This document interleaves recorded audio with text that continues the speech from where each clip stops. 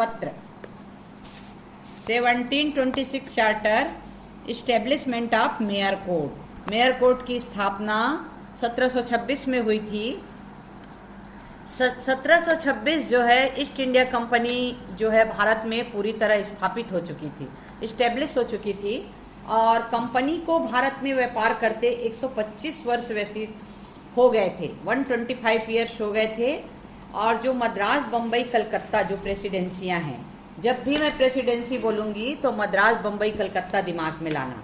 और जब ये स्टेट बोलूँगी, स्टेट या उसको और कुछ बोलते हैं, आगे आएगा, बंगाल, बिहार, उड़ीसा, ये दिमाग में लाना। अभी तो मद्रास, बम्बई, कलकत्ता को दिमाग में ले, और जब भी प्रेसिडेंसी बोलूँगी तो मद्रास, बम्बई, कलकत्ता में कंपनी द्वारा प्रेसिडेंसी शहरों में अंग्रेजी न्याय व्यवस्था लागू कर दी गई थी, जो आपने पहले भी पढ़ा। इंग्लिश पूरा सिस्टम चालू हो गया, इंग्लिश लॉ का सिस्टम। तो इस न्याय व्यवस्था में एक रुकता नहीं थी, क्योंकि हम लोग इंडियन थे, लोग इंग्लिशमैन थे। तो जो सिविल केसेस थे उसके लिए कोई फिक्स लॉ नहीं था कि कैसे उनके लिए डिसाइड किया जाए सिविल केसेस को। तो जो जुडिशियल सिस्टम था वो इनरेगुलर था, और ऐसे कानूनों का अभाव था जिसके आधार पर हम सिविल और क्रिमिनल केसेस डिसाइड कर सकें। तो 1726 में कंपनी की अदालतों और डायरेक्टरों ने मिलकर मद्रास, बम्बई, कलकत्ता में सिविल और क्रिमिनल ये सब मुकदमों के लिए एक कोर्ट की स्थापना की जाए, ऐसा इन्होंने एहसास किया, अनुभव किया कि अब एक नए कोर्ट की स्थापना की जाए, क्योंकि ये जो है सिविल और क्रिमिनल केसेस जो भी डिसाइड किए जा रहे हैं उसमें फेयर जस्टिस नहीं मिल पा रहा है। तो कंपनी की अदालतों को उस समय वसीयत, विल संबंधी जो जुडिक्शन था वो प्राप्त नहीं था, और तीनों प्रेसिडेंसियों को एक समान एक न्याय व्यवस्था सुनिश्चित हो, सुव्यवस्थित हो, रेगुलर हो, समरूपी हो, ऐसी आवश्यकता थी। तो कंपनी ने इंग्लैंड के उस समय जो सम्राट जॉर्ज प्रथम थे उससे रिक्वेस्ट किया कि वो एक राजपत्र प्रदान करे, एक चार्टर निकाले, जिसके द्वारा तीनों प्रेसिडेंसियों में एक समान न्याय व्यवस्था लागू हो सके। तो 24 सितंबर 1726 में इंग्लैंड के सम्राट जॉर्ज प्रथम ने कंपनी को एक चार्टर प्रदान किया। 24 सितंबर 1726 में इंग्लैंड के सम्राट जॉर्ज प्रथम ने कंपनी को एक चार्टर प्रदान किया, राजपत्र प्रदान किया, और बम्बई, मद्रास, कलकत्ता को ब्रिटिश सरकार जैसी एडमिनिस्ट्रेटिव यानी प्रशासनिक सैनिक व्यवस्था प्रदान की। डॉक्टर MP जैन की पुस्तक है लीगल हिस्ट्री में, उसने कहा है कि ये जो राजपत्र है, ये चार्टर है, वो तीनों प्रेसिडेंसियों में न्यायिक संस्थाओं के विकास की दिशा में एक नया पृष्ठ खोला था। आप लोग जब मैं पढ़ाती हूँ तो पुस्तक खोल के मत बैठना, नहीं तो नहीं समझ आएगा। पुस्तक की तरफ देखना भी मत, मेरे पढ़ाने के बाद देखना। तो 1726 की राजपत्र को जारी करने की क्यों आवश्यकता हुई, आपने सार्ट में देखा। तो जारी करने की आवश्यकता क्या क्या हुई, तो पहला है कंपनी के प्रशासन को सुचारू रूप से चलाने के लिए। कंपनी के व्यापार का जो विस्तार तेजी से हो रहा था, 125 साल पूरे कर चुके थे, तो इसके परिणाम स्वरूप तीनों प्रेसिडेंसियों की जनसंख्या भी बढ़ रही थी। तो जनसंख्या बढ़ रही थी तो प्रशासनिक व्यवस्था को भी सुचारू रूप से चलाना जरूरी हो गया था। तो इसके लिए एक अच्छे प्रशासन के लिए राजपत्र की आवश्यकता हुई, और इसीलिए 1726 का जो चार्टर है वो जारी किया गया। अब दूसरा कारण था, तीनों प्रेसिडेंसी नगरों में एक समान, सुनिश्चित, स्पष्ट और प्रभावशाली सिविल और क्रिमिनल केसेस के लिए जुडिशियल सिस्टम होना बहुत आवश्यक था, इसलिए भी ये चार्टर जारी किया गया। तीसरा, तीनों प्रेसिडेंसी नगरों की न्याय व्यवस्था को इंग्लैंड की न्याय व्यवस्था के बराबर का स्टेटस, बराबर का स्तर लाने की आवश्यकता थी, क्योंकि इंग्लैंड का जो सम्राट था वही न्याय का स्रोत माना जाता था, और इंग्लैंड के सभी न्यायालयों की उत्पत्ति, उद्भव सम्राट के द्वारा राजपत्र से होती थी, चार्टर द्वारा ही होती थी। तो इन्हें शाही न्यायालय की संज्ञा भी दी जाती है। शाही न्यायालय, मेयर न्यायालय बोलने से शाही न्यायालय दिमाग में आना चाहिए। तो तीनों प्रेसिडेंसियों में शाही न्यायालय स्थापित किया जाए, ऐसी आवश्यकता महसूस हुई। अब प्रोबेट का अधिकार भारतीय न्यायालय को देने के लिए प्रयास किया गया। प्रोबेट मतलब उत्तराधिकार, वसीयत, ये सब के वादों को निपटाने के लिए इसके जो डिसीजंस हैं उसको इंग्लैंड में मान्यता प्रदान हो सके, तो ऐसे मामलों में कंपनी ने 1726 के चार्टर के बाद पश्चात कुछ कागजातों में एक ऐसा संकेत मिलता है कि जो कंपनी की किसी भी अदालत को प्रोबेट, वसीयत, उत्तराधिकार ये सब संबंधी प्रपत्र जारी करने का अधिकार पहले नहीं था, इसलिए ये ऐसे डिसीजन इसको लेने का अधिकार दिया गया, ये आवश्यकता महसूस हुई। और इसके जो डिसीजंस थे कंपनी के कोर्ट के, उनको उनके डिसीजंस को इंग्लैंड में कोई मान्यता नहीं दी जाती थी, जिसके कारण बहुत सारी कठिनाइयाँ आती थी। तो कंपनी को ऐसा लगा कि ऐसा न्यायालय स्थापित किया जाए जो तीनों प्रेसिडेंसियों में, जिनको वसीयत संबंधी वादों में डिसीजन देने का और इंग्लैंड में इसको मान्यता दी जा सके, ऐसा किया जाए। तो इसलिए भारतीय अदालतों के लिए प्रोबेट का अधिकार प्राप्त करने का प्रयास किया गया और कारपोरेट की स्थापना का भी प्रयास किया गया। कारपोरेट निगम 1687 में 1687 को अन्य प्रेसिडेंसियों में भी ये मद्रास बस्ती के प्रशासन के समान स्थापित किया गया। तो ये हो गया 1726 की न्यायिक व्यवस्था को क्यों पारित करने की आवश्यकता क्यों हुई, इसके बारे में। अब इनके प्रावधान, विशेषताएं, ये क्या, कोई भी क्वेश्चन पूछा जाता है 1726 के मुख्य प्रावधान क्या हैं, तो पहले इंट्रोडक्शन देना है, उसके बाद 1726 के चार्टर को पारित करने की आवश्यकता क्यों महसूस हुई, उसके बाद उसके प्रावधान, विशेषताएं, उपबंध एक ही है, उसके बाद उसके दोष क्या क्या थे। ये एक पूरा क्वेश्चन तैयार होता है लास्ट में, निष्कर्ष क्या हुआ 1726 के चार्टर में, ये सब एक क्वेश्चन पूरा तैयार करता है 20 नंबर का। तो 1726 के राजपत्र की कौन कौन सी विशेषताएं हैं, ये लीगल हिस्ट्री में बहुत इम्पोर्टेंट चैप्टर है। जब मेयर कोर्ट की स्थापना हुई थी 1726 यानी मेयर कोर्ट, ये आप लोग के दिमाग में आना चाहिए। तो पहला है प्रत्येक प्रेसिडेंसी में कारपोरेशन की स्थापना, establishment of corporation etch presidency town. प्रत्येक प्रेसिडेंसी टाउन में, तीनों प्रेसिडेंसियों में सुचारू और प्रभावशाली जुडिशियली या एडमिनिस्ट्रेशन के लिए मेयर निगम की स्थापना की गई, जिसके लिए एक मेयर और 9 एल्डरमैन होते थे। मेरी बुक में पूरा चार्टर द्वारा समझाया गया है, चार्ट में पूरा समझ आ जाता है, चार्ट में एक बार खोलो पूरा दिमाग में घूम जाता है।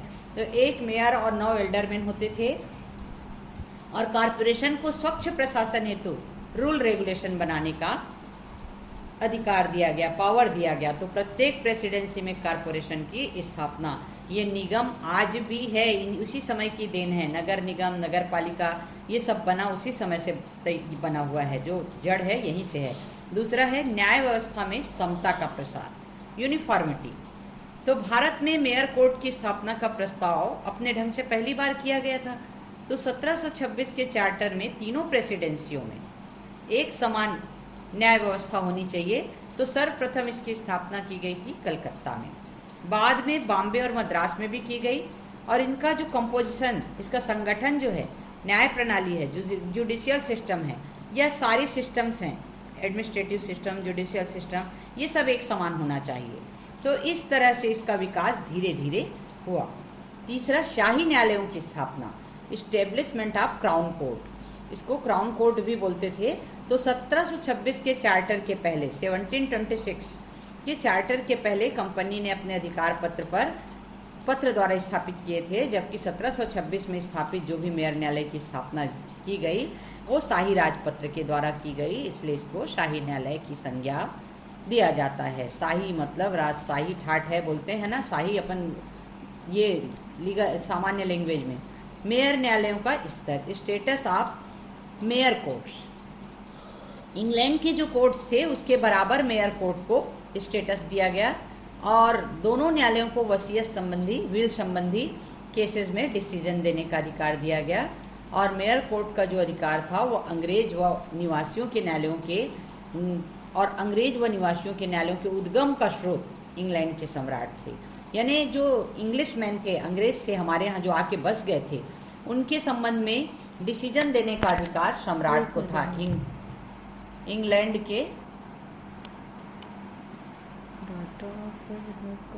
डू नॉट डिस्टर्ब में डाली, नहीं कनेक्शन हट गया, वाईफाई में चल रहा था क्या मैम? हाँ चालू करो, नेट चालू करो,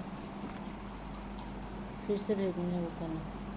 चालू की चालू है।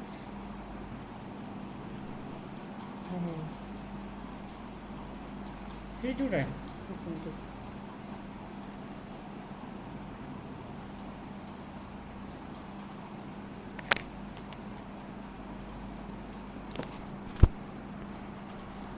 में जो मेयर न्यायालय की स्थापना की गई थी उसको स्टेटस ऑफ मेयर कोर्ट, मतलब इंग्लैंड में जो कोर्ट थे उसके बराबर का दर्जा दिया गया। और 5वां पॉइंट है प्रिवी काउंसिल को भारत से अपील जाने की सर्वप्रथम व्यवस्था। प्रिवी काउंसिल अपन बाद में डिटेल में पढ़ेंगे। अपील टू प्रिवी काउंसिल 1726 के राजपत्र के द्वारा न्याय व्यवस्था की गई कि यहाँ के जो भी कोर्ट्स हैं वो इंग्लैंड के प्रिवी काउंसिल को अपील भेजी जाएगी। और यह व्यवस्था भारत के स्वतंत्र होने के पहले 1947 तक बनी रही।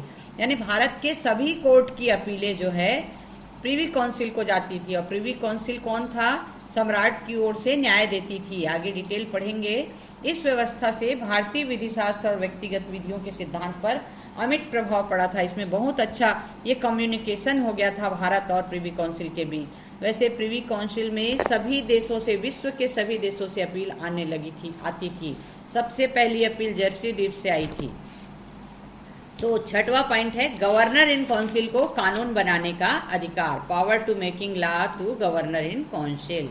गवर्नर जनरल को लोकल प्रॉब्लम्स के लिए आदेश, ऑर्डर, रूल, रेगुलेशन ये सब बनाने का अधिकार दिया गया। 7वां है भारत में समान रूप से अंग्रेजी विधि का प्रसार। यानी इंडिया में पूरा इंग्लिश लॉ लागू होना चाहिए, ऐसा इसमें विधान लिखा गया, यानी नियम बनाया गया। इसी राजपत्र से जुड़ा है कि भारत में वैसे भी तो इंग्लिश लॉ पहले से ही लागू हो गया था 1600 से, लेकिन 1726 के पहले अंग्रेजी व्यवस्था में जो प्रेसिडेंसियों में अलग अलग तिथियों में लागू किया गया था उसको आंग्ल विधि का प्रयोग यानी इंग्लिश लॉ का प्रयोग समान रूप से 1726 में सारे प्रेसिडेंसियों में किया गया। ये हो गया 1726 के राजपत्र की मुख्य विशेषताएं। तो प्रत्येक प्रेसिडेंसी में कारपोरेशन की स्थापना, न्याय व्यवस्था में क्षमता का प्रसार, यूनिफॉर्मिटी, शाही न्यायालयों की स्थापना, establishment of crown court, mayor न्यायालयों का स्तर, status of mayor court, privy council को भारत से अपील जाने की सर्वप्रथम व्यवस्था मेयर कोर्ट से की गई। Appeal to privy council, governor in council को कानून बनाने का अधिकार, power to making law to governor in council, और भारत में समान रूप से अंग्रेजी विधि का प्रसार, इंट्रोडक्शन टू इंग्लिश लॉ। ये हो गए 1726 के मुख्य प्रावधान, विशेषताएं, उपबंध। अब इसके कौन कौन से भाग से 1726 के राजपत्र के? सबसे पहला एडमिनिस्ट्रेटिव प्रोविजन था, प्रशासनिक प्रावधान, मेयर निगम की स्थापना की गई। न्यायिक प्रावधान, जुडिशियल प्रोविजन, सिविल और क्रिमिनल केसेस के लिए मेयर न्यायालय जो है त्रैमासिक सत्र लगाता था। और वैधानिक प्रावधान था, लेजिस्लेटिव। तो इसमें सबसे पहले प्रशासनिक प्रावधान, प्रशासनिक एडमिनिस्ट्रेटिव प्रोविजंस। तो मेयर निगम की स्थापना जो है प्रेसिडेंसी के प्रशासन को सुचारू रूप से करने के लिए की गई है, और मेयर निगम की स्थापना इसी पर्पज से की गई थी। अब निगम में कौन कौन होते थे? तीनों प्रेसिडेंसियों में कंपनी द्वारा मद्रास में स्थापित मेयर निगम के आधार पर मेयर निगमों की स्थापना तीनों प्रेसिडेंसियों में की गई। 9 एल्डरमैन होते थे और प्रथम मेयर और सभी एल्डरमैन की नियुक्ति 1726 के चार्टर द्वारा ही कर दी गई थी। तो मेयर कौन होता था? मेयर निगम का अध्यक्ष होता था, प्रेसिडेंस होता था, और मेयर का पद अंग्रेज को ही मिलता था और इसका कार्यकाल 1 साल का होता था। और यदि रिक्त स्थानों की पूर्ति पूर्व मेयर या एल्डरमैन जो भी अंग्रेज होते थे इलेक्शन द्वारा किए जाते थे। और प्रत्येक 20 दिसंबर को, प्रत्येक सत्र में, प्रत्येक वर्ष में, प्रत्येक ईयर में 20 दिसंबर को नए सत्र के लिए मेयर का चुनाव किया जाता था, और जिसमें सारे एल्डरमैन और भूतपूर्व मेयर भी भाग लेते थे। अब एल्डरमैन का पद स्थायी होता था और ये जीवन पर्यंत रहता था, और ये प्रेसिडेंसी नगर का निवासी होना बहुत आवश्यक था, और ये तब तक अपने पद पर रह सकता था जब तक प्रेसिडेंसी नगर का निवासी है। तो 9 एल्डरमैन में से 7 एल्डरमैन अंग्रेज होते थे और 2 एल्डरमैन स्थानीय राजा या उसकी प्रजा के होने चाहिए। तो एल्डरमैन की संख्या की कमी की पूर्ति बस्ती के जो निवासी रहते थे उनसे की जाती थी। मेयर व एल्डरमैन मिलकर चुनाव करते थे, और एल्डरमैन की श्रेणी में अंग्रेज का अनुपात 7 के हिसाब से रखना पड़ता था, 7 और 2, 2 लोकल और 7 अंग्रेज। तो इस तरह मेयर और एल्डरमैन मिलकर मेयर निगम की स्थापना और गवर्नर इन काउंसिल का सुरक्षित अधिकार, reserve power to governor in council. 1726 के राजपत्र द्वारा, चार्टर द्वारा गवर्नर इन काउंसिल को पावर दिया गया कि वे मेयर या किसी भी एल्डरमैन को उचित प्रमाण मिलने पर पद का दुरुपयोग करने के आधार पर पद से हटा सकते हैं, और ऐसे व्यक्ति को अधिकार था कि वो परिस्थितियों में किंग इन काउंसिल यानी प्रिवी काउंसिल को अपील कर सके। ये हो गया एडमिनिस्ट्रेटिव। अब जुडिशियल में 2 भाग रहता है, 2 पार्ट रहते हैं, सिविल और क्रिमिनल। सिविल में मेयर कोर्ट की स्थापना की गई। ये चार्टर के 1726 के चार्टर की धारा 9 के हिसाब से मद्रास के मेयर कोर्ट की स्थापना 17 अगस्त 1727 में हुई थी, और 16 के हिसाब से 16 से 22 के अनुसार धारा बम्बई के मेयर कोर्ट की स्थापना 10 फरवरी 1728 को हुई थी, और राजपत्र की धारा 24 से 30 के अंतर्गत कलकत्ते का मेयर कोर्ट दिसंबर 1727 में स्थापित हुआ था। ये सब बातें मेरी पुस्तक में लिखी हुई है। और सिविल में फिर प्रत्येक प्रेसिडेंसी में मेयर और एल्डरमैन द्वारा गठित मेयर न्यायालय ही होता था, दोनों सभी मिलकर एक, और इसमें एक शेरिफ भी होता था। और ये शेरिफ मतलब पुलिस वाला एक होता था, जो यदि नोटिस पहुंचाना है, कुछ करना है, आज इसको कोर्ट मुहर्रिर बोलते हैं। शेरिफ का पोस्ट चेंज होकर आज कोर्ट मुहर्रिर के रूप में हो गया है। तो नोटिस वगैरह निकालते थे ये। क्षेत्रीय अधिकार, अब इसके क्षेत्रीय अधिकार हैं। क्या क्या अधिकार थे सिविल में कि मेयर कोर्ट को क्या अधिकार दिए गए, प्रत्येक प्रेसिडेंसी और उसके अंडर जितने भी बस्तियां हैं वो सारे सिविल केसेस डिसाइड करते थे। और मेयर कोर्ट सप्ताह में 3 दिन से अधिक नहीं बैठती थी, 3 दिन मात्र बैठती थी, और गण पूर्ति के लिए कम से कम 3 सदस्य जरूरी थे। और सिविल मामलों में इनको छोटे छोटे मामलों को निपटाने का अधिकार दिया गया था। प्रोबेट अधिकार, प्रोबेट में इसको कोर्ट को तस्दीक करने का काम दिया गया था। तस्दीक मतलब ये उर्दू वर्ड है, सभी उर्दू वर्ड है। मुगल शासन थे तो बहुत सारे उर्दू वर्ड इसमें आएंगे। तो ये उर्दू वर्ड जो है मुगल शासन के काल से है और आज भी कोर्ट के सारे डॉक्यूमेंट में लागू होते हैं। तस्दीक मतलब पता करना। जैसे आपने कहा ये संपत्ति मेरी है, ये घर मेरा है, तो कैसे जानेंगे कि घर आपका है, आपके नाम से है? आप डॉक्यूमेंट दिखाओगे, उसका स्टाम्प दिखाओगे, ऋण पुस्तिका दिखाओगे कि घर आपके नाम से है। तो ये तस्दीक करने का काम करते थे। और इसमें प्रपत्र जारी करने का भी अधिकार दिया गया था। तो मृतक के जो किसी निकटतम संबंधी होते थे, उत्तराधिकारी होते थे या प्रमुख महाजन होते थे, ऐसे व्यक्ति द्वारा ये तस्दीक किया जाता था और उनकी गतिविधियों द्वारा न्यायालय कंट्रोल में रखता था। Court of record, mayor court को अधिकार दिया गया कि वो अपने आदेशों आदि का रिकॉर्ड रखे, और यदि उसके आदेशों का कोई, आर्डर का कोई अपमान करता है तो ऐसे उल्लंघन करने वाले व्यक्ति को सजा भी दे सके। शेरिफ की नियुक्ति न्यायालयों के पहले ही बता दी। शेरिफ का जो काम होता था वो न्यायालयों के डिसीजन के निष्पादन, प्रवर्तन, आदेश समानों को पहुंचाने के लिए किया जाता था। आज ही कोर्ट मुहर्रिर के रूप में ये हो गया है। और इसको साल भर के लिए, 1 साल के लिए गवर्नर द्वारा इसकी नियुक्ति की जाती थी। मेयर कोर्ट से अपील की व्यवस्था, मेयर कोर्ट के डिसीजंस के अगेंस्ट में फर्स्ट अपील 14 दिन के अंदर गवर्नर एंड काउंसिल को जाती थी, और 1000 पेगोड़ा या इससे अधिक के होने पर दूसरी अपील किंग और काउंसिल को जाती थी। तो ये हो गया मेयर कोर्ट से अपील। मेयर कोर्ट की कार्यप्रणाली, मेयर कोर्ट की जो कार्यप्रणाली का आधार था, जो सिस्टम था, वो अंग्रेजी न्याय व्यवस्था पर, इंग्लिश सिस्टम पर ही आधारित थी। यानी किसी भी वाद का प्रारंभ वाद पत्र से होता था, प्लेंट से होता था, और जैसे किसी के विरुद्ध केस दायर करना है तो प्लेंट करना पड़ता था, प्लेंट, और उसके बाद वो प्लेंट के बाद वो सामने वाला उपस्थित होता था, नोटिस जाती थी।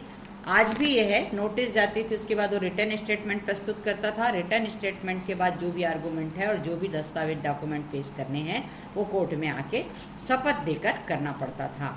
तो इस तरह से ये सम्मन जो नोटिस जाती थी उसमें सुनवाई की तारीख, स्थान और दावे का क्यों, यानी केस किस लिए किया गया है, और सम्मन में उपस्थित न होने पर उसके लिए वारंट भी जारी किया जाता था। यही प्रोसीडिंग आज भी है जो मेयर कोर्ट में स्थापित की गई थी। और जमानत आदि लेने के लिए मेयर कोर्ट, जमानत देने के लिए मेयर कोर्ट ही देती थी, और जो डिक्री शेरिफ ही निष्पादित करता था। निष्पादित मतलब एग्जीक्यूट, मतलब उसको प्रवर्तन में लाना, लागू करना। जैसे किसी के लिए तलाक की डिक्री हो गई है, तो डिक्री हो गई है इतना ये नहीं है, उसको डिक्री बना के देना पड़ता है। या किसी के लिए, जैसे किसी के पक्ष में हुआ है कोई सामान को ये करने के लिए, जब्ती बनाने के लिए, कुछ के लिए, तो वो जब्ती बना के लाएंगे तब वो निष्पादित कहा जाएगा। तो मेयर कोर्ट में प्रयोग होने वाली विधि, law applicable in mayor court. Mayor court में कौन सी विधि लागू होती थी, किस विधि के अनुसार ये डिसीजन दिया जाए, ये निर्णय न्याय और औचित्य के आधार पर किए जाते थे, परिस्थितियों के आधार पर। जैसे हमने पहले पढ़ा कि एक इंडियन है, एक इंग्लिशमैन है, तो इंडियन लॉ के हिसाब से हुआ जाएगा, लेकिन उसके साथ शिष्टाचारपूर्ण व्यवहार करते हुए, सभ्यतापूर्ण व्यवहार करते हुए डिसाइड करेंगे काजी मुफ्ती लोग। ऐसा था। इंग्लिश लॉ लागू होता था इंग्लिशमैन के लिए। तो आपराधिक, अब ये हो गया सिविल। अब आपराधिक न्याय प्रशासन, इसमें पूरी तरह इंग्लिश लॉ ही था। इंग्लिश लॉ त्रैमासिक सत्र बैठती थी। जूरी, ग्रांड जूरी और पेटी जूरी होते थे। ये जस्टिस ऑफ पीस कहे जाते थे, शांति के न्यायाधीश। क्वार्टर सेशन मतलब त्रैमासिक सत्र। त्रैमासिक सत्र, ये जो इसका गठन होता था वो गवर्नर इन काउंसिल के 5 वरिष्ठतम सदस्यों द्वारा किया जाता था, और ये सभी जस्टिस ऑफ पीस कहलाते थे, शांति के न्यायाधीश कहलाते थे। और 3 से अधिक ऐसे ही justice of peace quarter session की कर्मचारी का निर्माण करते थे, जो सीरियस नेचर के केस देखते थे। और क्वार्टर सेशन के जो सारे फैसले होते थे साल में 4 बार ही होते थे। कैसे फैसले, राजद्रोह संबंधी मामला या जघन्य अपराध और इस तरह से केसेस क्वार्टर सेशन में निपटाए जाते थे। त्रैमासिक सत्र। जस्टिस ऑफ पीस, गवर्नर तथा उसकी परिषद के सभी सदस्यों को शांति का न्यायाधीश अपॉइंट किया गया, और ये प्रमुख शांति का न्यायाधीश जस्टिस ऑफ पीस सभी मेंबर्स को, गवर्नर इन काउंसिल के जितने भी मेंबर थे सभी को जस्टिस ऑफ पीस अपॉइंट किया गया, और इनका काम था अपने क्षेत्र में शांति व्यवस्था बनाए रखना। यदि शिकायत दर्ज होती है तो इसका छानबीन करे और अभियुक्त को गिरफ्तार करने के लिए वारंट जारी करा सकते थे, और अभियुक्त को जमानत पर छोड़ा भी जा सकता था। या बंदी गृह में रखते थे तो तब तक सत्र न्यायालय द्वारा डिसीजन नहीं हो जाता था, तब तक इनको जेल में रखा जाता था। और साधारण मामलों में इन्हें डिसीजन देने का पावर था, और सीरियस नेचर के केसेस में जस्टिस ऑफ पीस को कहा जाता था, डायरेक्शन दिया जाता था कि वे साक्ष्य सहित शाही रिपोर्ट त्रैमासिक सत्र को दे। वे एविडेंस, पूरे एविडेंस, जो एविडेंस जो क्राइम हुए हैं उसके संबंध में जो भी एविडेंस है वो शाही रिपोर्ट बोलते थे मेयर कोर्ट को रिपोर्ट भेजने को, तो त्रैमासिक सत्र न्यायालय को भेज दे। तो ये सारे जो अधिकारों का प्रयोग वे अकेले ही कर सकते थे जस्टिस ऑफ पीस। जूरी का प्रयोग, जूरी आपराधिक मामलों की सुनवाई के लिए ग्रांट एंड पेटी जूरी द्वारा की जाती थी। Grand and petty jury, grand jury क्या करते थे, जूरी ऑफ प्रेजेंटमेंट, इसका कार्य था कि अभियुक्त को गिरफ्तार करना, अरेस्ट करके सेशन न्यायालय में जस्टिस ऑफ पीस की सहायता करते थे, हेल्प करते थे। अभियुक्त को अरेस्ट करते थे और सेशन कोर्ट में इसको प्रेजेंट किया जाता था, जस्टिस ऑफ पीस की हेल्प करते थे ये। तो इस जूरी की सहायता से उन व्यक्तियों को ही शामिल किया जाता था जो घटना तथा अपराधी के बारे में पूरी तरह जानता हो और निष्पक्ष और ईमानदार हो, ऑनेस्ट हो, फेयर हो।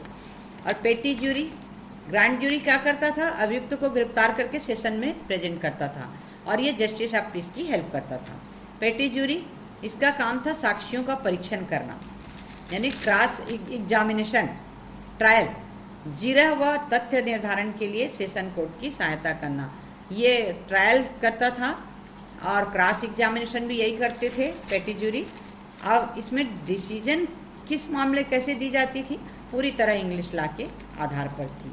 पूरी प्रोसीडिंग भी इंग्लिश लॉ थी और पूरा लॉ भी अप्लाई होता था इंग्लिश लॉ। तो इस तरह जो इंग्लिश लॉ था वो भारतीयों को काफ़ी कठिनाइयों का इसमें सामना करना पड़ा, क्योंकि हम लोग ये लॉ, इंग्लिश लॉ के बारे में कुछ नहीं जानते थे, और जो लॉ द्वारा, जो कोर्ट द्वारा लागू होने वाली विधि थी, प्रोसीडिंग थी, लॉ था, वो पूरा इंडियन लॉ से अलग था। तो इस प्रकार जो राजपत्र है वो आपराधिक न्याय प्रशासन में अंग्रेजी न्याय प्रशासन की सारी जटिल प्रक्रियाओं को स्पष्ट रूप से लागू कर दिया। यानी हमको बहुत ज़्यादा परेशानी हुई, क्योंकि हम इंग्लिश लॉ के बारे में कुछ नहीं जानते थे। हमारे समय भी इंग्लिश स्कूल बहुत कम थे। अब तो लोग हिंदी मीडियम में पढ़ाना ही पसंद नहीं करते, लेकिन ये अंग्रेज़ों की देन है जो इंग्लिश लॉ हमारे यहाँ आया और हमारे यहाँ आज पूरी तरह से जड़ जमा चुका है। हमारी मातृभाषा को लोग भूल चुके हैं।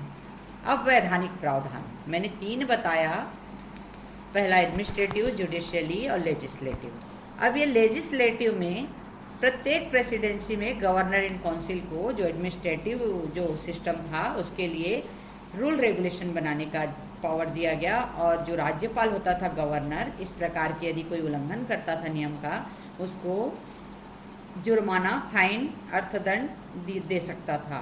तो इस 1726 के चार्टर का बहुत बड़ा योगदान है कि भारत स्थित कंपनी में गवर्नर इन काउंसिल जो लोकल सरकमटेंस, लोकल परिस्थितियों, लोकल जो वहाँ उस समय की स्थितियाँ थी उसके बारे में और भारतीयों की क्या आवश्यकता है, वो कैसे इस कानून से भली भांति परिचित हो सके, इसके लिए व्यवस्था करना बहुत ज़रूरी था। तो परिस्थितियों का ज्ञान भारत से हजारों मीटर दूर इंग्लैंड में जो प्रिवी काउंसिल थी वहाँ तक तो संभव नहीं था कि हमारे साथ कौन सी परिस्थितियाँ हैं। जैसे आज परिस्थितियाँ चेंज हो रही है, कानून भी बदलते हैं। जैसे 498A दहेज प्रताड़ना, दहेज पे 498 बना था, 498 बाद में बना जब परिस्थितियाँ ऐसी आई कि दहेज के लिए लड़कियों को जलाने लगे, बहुत ज़्यादा प्रताड़ित करने लगे, इसलिए 498A बना। तो परिस्थितियों के हिसाब से कानून में संशोधन होते रहे। तो ये जो चार्टर में जो नियम उपनियम बनाए गए, रूल रेगुलेशन बनाए गए, वो उसके लिए कहा गया कंट्रोल कैसे किया जाए, ये इंग्लिश लॉ के विपरीत नहीं होनी चाहिए, अगेंस्ट में नहीं होनी चाहिए। और इसको जब लागू करेंगे तो डायरेक्टर्स जो इंग्लैंड में बैठे होते थे उनसे परमिशन लेना जरूरी था। तो इस तरह से ये कंट्रोल अपना 2 प्रकार से रखना चाहते थे कि इंग्लिश लॉ अगेंस्ट में नहीं होनी चाहिए, इंग्लिश लॉ के अगेंस्ट कोई भी लॉ नहीं होनी चाहिए, और दूसरा जो इंग्लैंड में बैठे हुए डायरेक्टर्स हैं उनसे ये परमिशन ले उसके बाद ही लागू करें। तो ये हो गया 1726 का चार्टर। अब इसका महत्व क्यों है, क्योंकि ये तीनों प्रेसिडेंसियों, भारत में जो 3 प्रेसिडेंसियाँ थी, मद्रास, बम्बई, कलकत्ता, ये तीनों जगह एक समान न्याय व्यवस्था लागू करने का प्रयत्न किया गया, यूनिफॉर्मिटी, जिससे न्याय व्यवस्था में निश्चितता व समानता लाया जा सके। और ये जो चार्टर है 1726 का, प्रत्येक प्रेसिडेंसी में मेयर कोर्ट की स्थापना की गई और इसको इंग्लैंड के कोर्ट के समान स्टेटस दिया गया। और जो भारतीय मामले थे वो इंग्लैंड की प्रिवी काउंसिल में अपीलें जाती थी, और जब इंग्लैंड की प्रिवी काउंसिल में अपीलें जाती थी तो अंग्रेजी विधि के हिसाब से वो न्याय जस्टिस करके भेजते थे, डिसीजन दे के भेजते थे।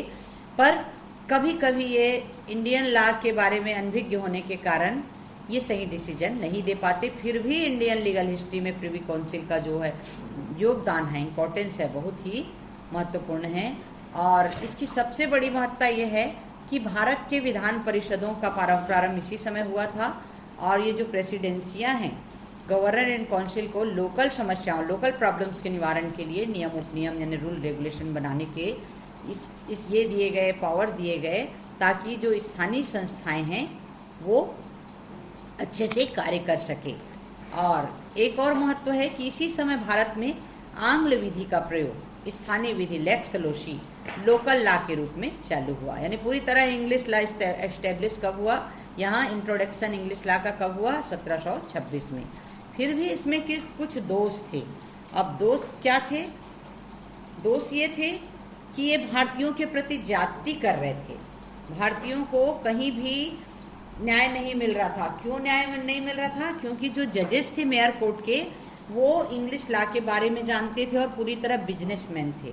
अब बिजनेसमैन पैसे के बारे में सोचेगा, जस्टिस के बारे में कहाँ सोचेगा? तो हम भारतीयों के लिए ये बहुत बड़ी समस्या उत्पन्न हुई। आगे मैं 3 केस पढ़ाऊंगी, नंद कुमार, कांसी जुरा, कमालुद्दीन। इसमें आप लोग को स्पष्ट क्लियर हो जाएगा कि हमारे साथ कैसे कैसे ज्यादती होते थे। और मेयर कोर्ट में अंग्रेजी जो विधि लागू की गई थी, इंग्लिश लॉ लागू की गई थी, वो हम भारतीयों के लिए उचित नहीं थी। इसलिए उचित नहीं थी, हम इंडियन थे और हमको इंडियन लॉ से ही रेगुलेट करना था। और जो अंग्रेज न्यायाधीश होते थे वो पूरी तरह व्यापारी ही होते थे, उससे हम फेयर जस्टिस क्या आशा करेंगे। और इस समय क्या हुआ, जब ये सब हुआ तो गवर्नर इन काउंसिल और मेयर कोर्ट के बीच तनाव बहुत हद तक बढ़ गई। उसके बाद फिर कुछ केसेस भी हुए, जिसके एग्जाम्पल इसमें हैं। धर्म परिवर्तन का एक केस आया।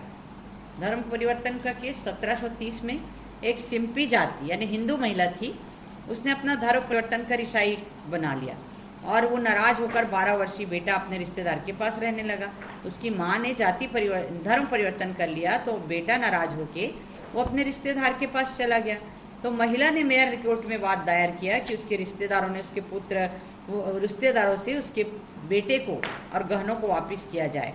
तो मेयर न्यायालय ने महिला के पक्ष में डिसीजन दिया और कहा कि रिश्तेदार उसके पुत्र व गहने उसे वापस कर दे। तो इस डिसीजन से हिंदू में आवेश पैदा हो गया और लोगों ने, जो आम जनता ने, पब्लिक ने गवर्नर इन काउंसिल के इस डिसीजन के विरोध में अपील भी की और अपील में ये डिसीजन आया कि जो जाति और धर्म से परिवर्तन संबंधी जो भी डिस्प्यूटेड केसेस हैं उस पर जुडिक्शन मेयर कोर्ट को नहीं है। तो मेयर कोर्ट इस बात को मानने के लिए ही तैयार नहीं था। उनका मत था कि उसको है जुडिक्शन। तो इस प्रकार उसको सुनवाई, इस प्रकार 1687 में इसको मेयर कोर्ट को इस प्रकार के केसेस में सुनवाई का अधिकार दिया गया। तो हिंदू जाति के मुखिया मेयर कोर्ट के डिसीजन से तब भी असंतुष्ट थे। अब दूसरा केस था अरब व्यापारी का मामला। अरब व्यापारी, ये व्यापारी जो है अरब का निवासी था और गुजरात के तट पर उसके जहाज में आग लग गई, जिसके कारण से कुछ लोगों ने मिलकर बुझाई भी, लेकिन उसके जो कीमती जवाहरात थे वो गायब हो गए। तो अरब के व्यापारी ने स्वयं सेवकों के खिलाफ पिरेसी का वादा गवर्नर इन काउंसिल की अदालत में पेश किया और सारे अभियुक्त निर्दोष करार कर दिए गए, दावा झूठा घोषित कर दिया गया। तो अरब के व्यापारी ने मेयर की दीवानी अदालत में इन्हीं तथ्यों के आधार पर हर्जाना मांगा। तो उसके बयान से उसके जहाज के रक्षकों ने इस कीमती जवाहरात को दबाव डालकर ले लिया था। तो गवर्नर इन काउंसिल ने मेयर कोर्ट को लिखा कि मान्यता ऊंची अदालत द्वारा निर्णित किया जा चुका है और मेयर कोर्ट के न्यायाधिकार की सीमा से बाहर है। तो मेयर कोर्ट ने कोर्ट ऑफ अपील के उस निर्देश के होते हुए अरब व्यापारी के दावे को ट्रायल किया और हर्जाना प्राप्त करने का अधिकारी घोषित किया। तो मेयर कोर्ट के इस डिसीजन के अगेंस्ट में अपील जो है गवर्नर इन काउंसिल में की गई और गवर्नर इन काउंसिल ने स्पेशल पावर के तहत कोर्ट के फैसले को उलट दिया मेयर कोर्ट के। और इस घटना के बाद से बम्बई के गवर्नर गोवान व बम्बई के मेयर कोर्ट के संबंध बिगड़ने लगे। ये हो गया। अब बम्बई में एक शपथ का मामला था 1746 मेयर व एल्डरमैन जूरी ऑफ प्रेजेंटेशन के सदस्य थे और गवर्नर इन काउंसिल जो है क्रिमिनल केसेस के रूप में क्वार्टर सेशन में बैठते थे क्रिमिनल केसेस में। तो जूरी जो भी फैसले देती थी वो जानबूझकर मामले को जटिल और विषम बना देते थे। तो इस शपथ के मामले में ग्रैंड जूरी 2 बैठकें लगातार की, परंतु आरोप के निष्कर्ष देने से इनकार कर दिया। जब तक कि हिंदू गवाह व व्याख्याकार गीता के स्थान पर गाय की पूंछ को न पकड़े, शपथ लेना स्वीकार न करे, तब तक हम इस पर फैसला नहीं दे सकते। ये गीता में शपथ देने का मामला 1726 यानी 1746 में आया। 1726 के चार्टर द्वारा जो कहूँगा, सच के सिवा कुछ नहीं कहूँगा, गीता की कसम खाकर कहता हूँ। क्योंकि हिंदू लोग गीता को एक पवित्र ग्रंथ मानते हैं और गाय को, गौ माता को, जिसमें 33 करोड़ देवी देवता का वास है, ऐसा करके गाय के हर अंग को पवित्र मानते हैं। तो गाय की पूंछ को छू के कसम खाओ, ऐसा बोलते थे। तो इस तरह से ये केसेस 3 केस हुए। अब मद्रास मेयर कोर्ट का केस था पेगोड़ा ओथ केस का। इसमें भी शपथपूर्ण बयान देने की व्यवस्था की गई। साक्षियों को कहा गया पेगोड़ा की शपथ दिलाई जाए और हिंदू गवाहों ने मेयर कोर्ट के जो अपराध के आरोप में साक्षियों को जेल भेज दिया। मद्रास बस्ती के जो निवासी थे, एक भीड़ ने गवर्नर के पास शिकायत कर दी और गवर्नर ने इस अदालत के डिसीजन में दखल देकर इंटरफेयर करके साक्षियों को मुक्त कर दिया। और गवर्नर ने मेयर कोर्ट को निर्देश दिया कि भारतीयों के जो धार्मिक संस्कार हैं, रिवाज हैं, उसको सम्मानित करना जरूरी है, ताकि भारतीयों के जो संस्कार विपरीत न जाएं और भारतीयों के सम्मान को ठेस न पहुंचे। तो कंपनी ने गवर्नर को निर्देश दिया कि मेयर कोर्ट के प्रति जो निष्ठा और सम्मान रखना जरूरी है और अदालत का अनाधिकार चेष्टा के लिए कंपनी ने बहुत भर्त्सना भी की। अब शंकुराम का वाद, ईस्ट इंडिया कंपनी ने शंकुराम नामक व्यक्ति जो भारतीय था उसके खिलाफ संविदा भंग का वाद दायर किया मद्रास के मेयर कोर्ट में। तो गवर्नर इन काउंसिल ने मेयर कोर्ट में अपील की भी सुनवाई करते थे, क्योंकि मेयर कोर्ट को शंकुराम के खिलाफ तुरंत वारंट जारी करने को कहा गया और तुरंत प्रोसीडिंग करने को कहा गया और उसने देरी कर दी। तो जो गवर्नर इन काउंसिल है वो कंपनी के वकील को आदेश दिया कि मेयर एल्डरमैन के विरुद्ध वाद दायर करे, और अपीली न्यायालय appellate court governor in council के आदेशों का पालन उसने नहीं किया, और कंपनी के वकील ने अपने काउंसिल में मेयर कोर्ट व एल्डरमैन पर आरोप लगाया। क्या आरोप लगाया? ये कंपनी के विरुद्ध कार्य कर रहे हैं और न्याय प्रशासन के विरुद्ध कार्य कर रहे हैं और 1726 के राजपत्र के अगेंस्ट में काम कर रहे हैं। तो उत्तर में ये कहा गया कि जो गवर्नर इन काउंसिल है वो कोर्ट के जो मेंबर्स हैं वो उनकी प्रशासक है, इसलिए उनके हित में भी इस वाद में निहित है, उनका हित निहित है। इसलिए मद्रास में भी गवर्नर इन काउंसिल और मेयर कोर्ट के बीच तनाव शुरू हो गया। पीरेसी जब भी पढ़ाई, पीरेसी समुद्री डकैत को बोलते हैं, और पायरेट किसी देश का नागरिक नहीं माना जाता। जो भी देश इसे पकड़ ले उसे इंटरनेशनल लॉ के हिसाब से दंडित कर सकता था। और पेगोड़ा ओथ के अंतर्गत पेगोड़ा ओथ केस पढ़े, साक्षी को मंदिर जाना होता था और मंदिर में नीर एवं तालाब में उसे नहलाया जाता था और उसके बाद उससे शपथ ली जाती थी और तथ्य का विवरण दिया जाता था, और अंत में शपथ और बयान की पुष्टि के लिए पुष्टि करने के लिए लक्ष्य में दीपक को बुझाना पड़ता था। ऐसा होता था। अब कलकत्ता का मेयर कोर्ट अब तनाव से मुक्त कैसे रह जाता जब बम्बई और मद्रास तनाव में था। तो इसमें क्या स्थिति हुई? इसमें ये हुई कि कलकत्ता मेयर कोर्ट का जमींदारी अदालतों से टकराव हो गया। कल जमींदारी पढ़ाई थी जो लगान वसूल करते थे, और मेयर कोर्ट और नवयुवक अटॉर्नीज के बीच भी तनाव चालू हो गया।